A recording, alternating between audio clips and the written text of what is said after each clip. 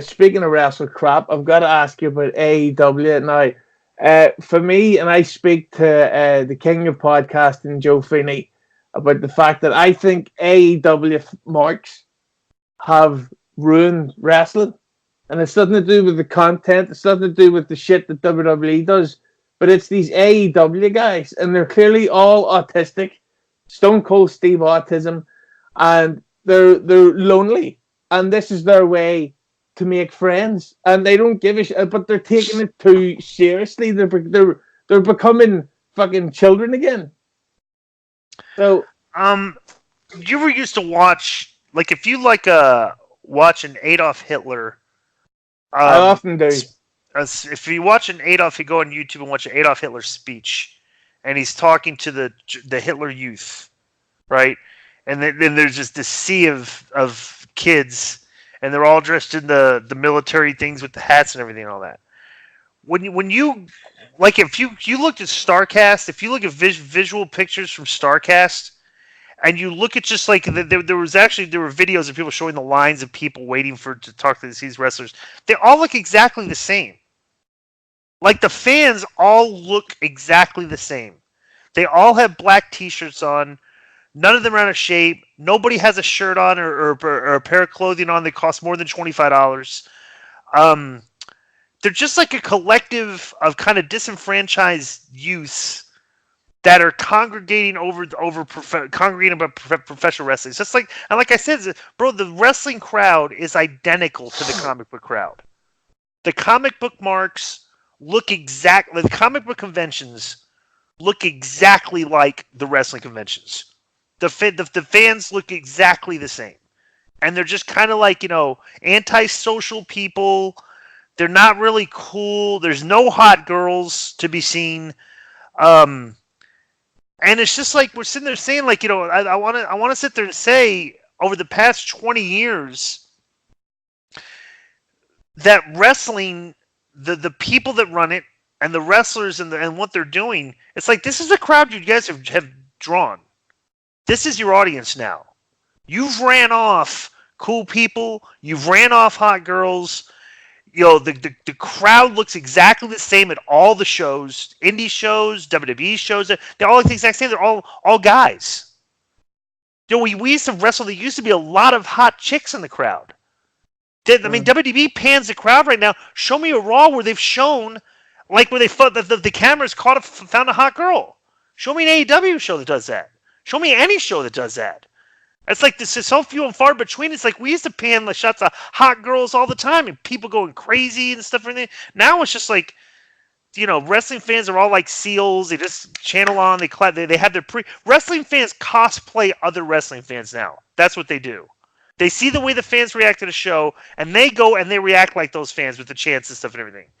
And that's to me. And I look at the AEW crowd, and that's your audience. That's your crowd. That's your fan base now. It's like, how do we get? Because there's not a lot. You're not going to attract more people into that audience. This is an audience that's not going to grow. How do you grow wrestling's audience and getting more cooler people? Getting more people to come watch it. But the problem I have with these AEW fans is I'll do a thing on the Keep No 100 YouTube where I'll say, how is everyone today? Good, on a poll option, I'll say good, bad, AEW sucks. And I do that just to get a reaction. And these fucking fans are like, oh, what do you mean? You're just jealous that you don't work there. And it's like, shut the fuck up. It's rubbish. And the problem I have as well is that AEW was praised, the Double or Nothing event was praised for exactly the thing that WWE gets criticized for. Mm-hmm. And I just think, no, you're not critics. You're just a bunch of fucking nerds, and I hope you don't own guns or vote. Well, I mean, what you say is not far from the truth. I mean, like, like the wrestling fans, the wrestling media, they're kind of one and the same, and they're all in this together. They're desperately trying to keep wrestling alive and keep it relevant, keep it because, like, let's just be honest, I mean, outside this bubble, wrestling is fading. AEW is coming, but I mean, like, wrestling was fading into obscurity. The WWE's ratings on a weekly basis were plummeting. nearly bottoming out. And that's your audience. That's people that watch wrestling. The majority of wrestling fans watch WWE. That's your main wrestling audience. So the amount of fans that watch Impact, Ring of Honor, all the numbers are minuscule compared to the WWE audience, right? Now you have this AEW audience. It's like, okay, how many of these AEW fans also watch WWE? How many of them hate WWE? About how many of them hate WWE but still watch WWE? You know what I'm saying? Like, because there's a lot of people that criticize WWE on a weekly basis. Which means a lot of people are watching a product that they don't like, which is bizarre to me. Usually most people just stop watching. But the AEW, I mean, these like you said, they're a weird group of people. They've only had one show, and they're talking like this, like there's just a big giant false narrative going on right now. That like this thing is bigger than it is, and to me, like AEW can just as soon be as irrelevant as Ring of Honor is, as it could be bigger than WWE. Which is why I've said all along that group, if they've got balls, they will go head to head with Raw on Monday night, because that's where your wrestling audience lives.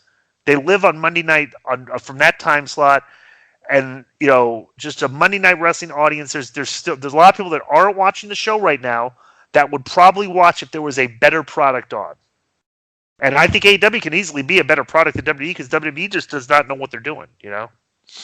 To me, the one thing WWE needs to really do is cut back the show length, because like I love the Lord of the Rings. It's not going to happen. It's never going to happen. It's never going to happen. They get paid too much for that third hour. And it's not. And that's the biggest. I mean, bro, we wrote 4 or 5 hours of TV. We wrote 2 shows with 5 people each week. Me, Vince, Ed, Borash, and Terry Taylor, and Bill Banks is in there.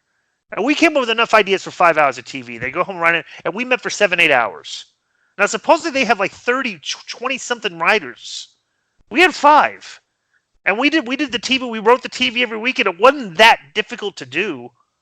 It was difficult sometimes, but you could easily get, we could write stories and stuff and everything for people.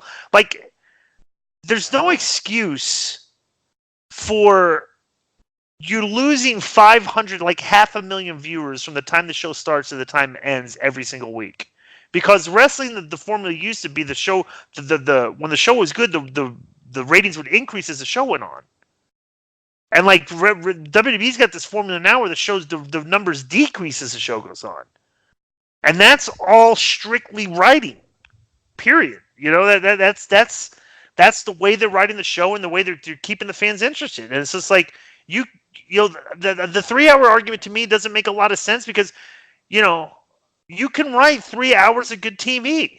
The fact that they could do it so infrequently is fascinating. But it's the fact that the guy who's making the final decisions, he is too old now. Like Vince McMahon probably wakes up in a bad mood because at his age his balls hang so low, and then he's to sit there in the studio like, for God's sakes, my goddamn balls are under my ass, and I'm gonna deal with Dean Ambrose trying to leave the company. Pay him $500, pal.